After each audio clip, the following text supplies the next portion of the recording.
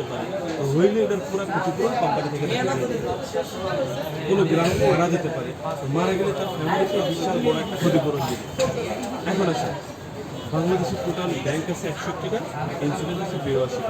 যত ব্যাংক আছে, ব্যাংকের মেইন ব্যাংক হচ্ছে বাংলাদেশ ব্যাংক, যত ইন্স্যুরেন্স আছে ইন্স্যুরেন্সের মেইন হচ্ছে ইবরা, আইডিয়া। এই বাংলাদেশ ব্যাংক এবং ইবরা সরাসরি অর্থ মন্ত্রণালয় নিয়ন্ত্রণ করে সরকারিভাবে। এখন আছে অনেকেই কিন্তু বলতে পারে আরে ভাই অনেক এনজিও সমিতি এটা সেটা আছে, এগুলো কিন্তু অর্থ মন্ত্রণালয় নিয়ন্ত্রণ করে না। অর্থ মন্ত্রণালয় নিয়ন্ত্রণ করে শুধুমাত্র ব্যাংক এবং ইন্স্যুরেন্স। যেটা আমরা আগেই বলছি যে একটা দেশের অর্থ মন্ত্রণালয় আর্থিক ভিত নির্ভর করে ব্যাংক এবং ইন্স্যুরেন্সের উপরে। আপনার একটা দেশের অর্থনীতি চলেই হচ্ছে ব্যাংক এবং ইন্স্যুরেন্সের উপরে। আর কোনো আর্থিক প্রতিষ্ঠান কিন্তু অর্থ মন্ত্রণালয়ের সাথে সরাসরি সম্পৃক্ত হচ্ছে। এখন আসে ব্যাংক এবং ইন্স্যুরেন্স একই জিনিস, কিন্তু ব্যাংকে আমরা লেনদেন বেশি করি বা বেশি পরিচিত, ইন্স্যুরেন্সে কম করি। সেটার কারণ কি? কারণ হচ্ছে ব্যাংক অনলাইন সিস্টেমে ব্যবসাটা পরিচালিত হয়। অনলাইনের মাধ্যমে একটা টাকা জমা দিলে SMS আসে, ওঠাইলে SMS আসে, নিজের টাকা নিজে জমা দেওয়া যায়। কিন্তু ইন্স্যুরেন্স কোম্পানিগুলো এতদিন যাবত যে ইন্স্যুরেন্স কোম্পানিগুলো কাজ করতো সব ছিল হচ্ছে অ্যানালগ সিস্টেম।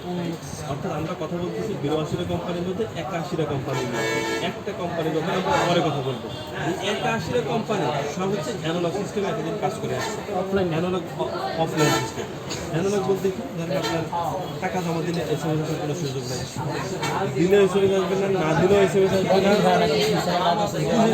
জানতেই পারে।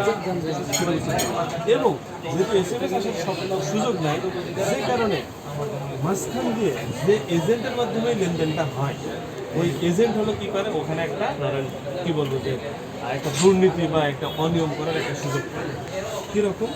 ধরেন ব্যাংকে একটা গ্রাহক অ্যাকাউন্ট করলে এজেন্টের মাধ্যমে অ্যাকাউন্ট হয়, গ্রাহক নিজের টাকা নিজে জমা দেয়।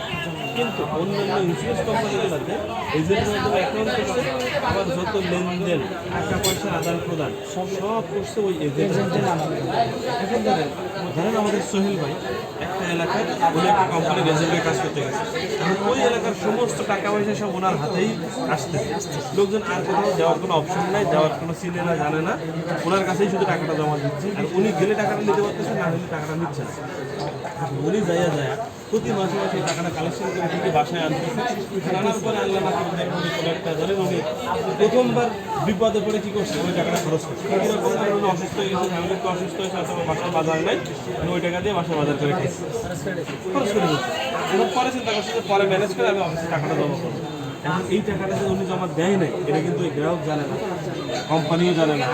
মাঝখানে ওই লোকটা কী করছে, টাকা নিতে এক পর্যায়ে যখন অনেক টাকা নিয়ে ফেলছে, একটা পর্যায়ে চিন্তা করছে আমি যদি আরও এটা নিয়ে টাকা কাজ করবো তাহলে আমি একসময় ধরা খাবো।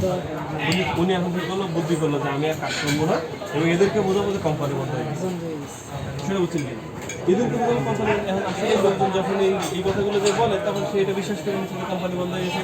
এখন ধরেন উনি আর টাকা পয়সা কালেকশন করতেছে না, উনি এখন নিজে বাঁচার জন্য বলছে কোম্পানি বন্ধ হয়ে গেছে, লোকজন খোঁজখবরও নিতে পারতেছে না, যেটা ব্রাঞ্চ অফিস কোথায়, হেড অফিস কোথায়, কি সে কি জানে না, যে কারণে সে এটা ধরেই নিয়েছে যে আসলেই মনে হয় কোম্পানি বন্ধ হয়ে গেছে। কিন্তু পৃথিবীর ইতিহাসে, বাংলাদেশের ইতিহাসে, পৃথিবীর ইতিহাসে আজও পর্যন্ত কোনো ইন্স্যুরেন্স কোম্পানি বন্ধ হয় না। কেউ যদি বলে থাকে ইন্স্যুরেন্স কোম্পানি বন্ধ হয়ে গেছে, এটা জাস্ট একটা ভুল ধারণা, আর এই এজেন্ট বাঁচার জন্য মিথ্যা কথা বলছে, সেটা বুঝতে।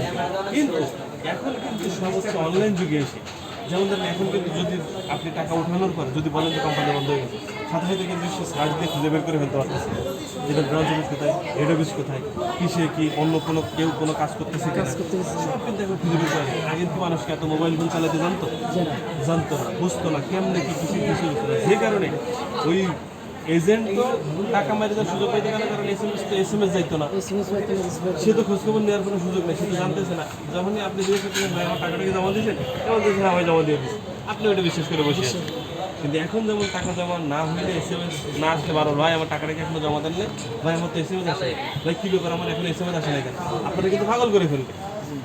আবার জমা দিলে তো SMS আসবে, সে বুঝে গেল তার টাকাটা জমা হয়ে গেছে। এখন অন্য কোম্পানি এতদিন হচ্ছে এই যে অনিয়ম দুর্নীতি হওয়ার একমাত্র কারণ ছিল ধরেন আপনি আমি সরাসরি কোম্পানি আর গ্রাহকের সাথে লেনদেন, যখন মাঝখানে একজন বিলটা এটা আপনার টাকাটা যখন ওনার হাতে যাচ্ছে, তো এটার নিয়ন্ত্রণ তার আপনার কাছে নেই। উনি এটাকে তোমার দিতেও পারে, নাও দিতে পারে। দিলে তো ভালো, আর না দিলে তো কিছু করার নেই। ধরেন আপনি আমার খুব কাছের একজন ভাই, অনেক বিশ্বাস করি আপনাকে। এখন আমি আপনাকে ধরেন বলতেছি যে ভাই আমি আপনাকে 50,000 টাকা দিচ্ছি, টাকাটা আপনার ভাইয়ের কাছে দিয়ে দিই, বা আপনি অন্য আরেকজনকে দিয়ে দিন। হ্যাঁ, আপনি মনে করেন যে এই টাকাটা পাওয়ার পরে আপনি এখন এই টাকা নিয়ে খরচ করে ফেলে বলতেছেন যে ভাই আমি তো খরচ করে ফেলছি। আর আমি কি আপনার ধরেন বাইরে ধরে যাই করুক না কেন, টাকা যদি আপনি না থাকে আপনার কাছে, যদি খরচ করে ফেলেন তো ওইটা কোনোভাবে উদ্ধার করার সুযোগ আছে? ভাই আমি নাই, ভাই নাই, কেমন দিন ওই সুযোগ তো নেই বলে আপনি বসে আছেন। কেন আমিও তো শুধু এখন আমার হাই কাজ করা ছাড়া আর কোনো উপায় নেই। যখন আসে এইভাবে করে আপনাদের ঘটনাগুলো ঘটে আসে।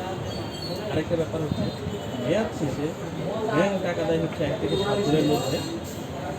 ইন্স্যুরেন্সের দেওয়ার নিয়ম হচ্ছে 2 দিনের মধ্যে, কিন্তু অন্যান্য ইন্স্যুরেন্স কোম্পানিগুলো 2 মাস, 3 মাস, 6 মাস, 1 বছর, 2 বছরও ঘুরাইছে, টাকাটা সঠিক টাইমে দেয় না।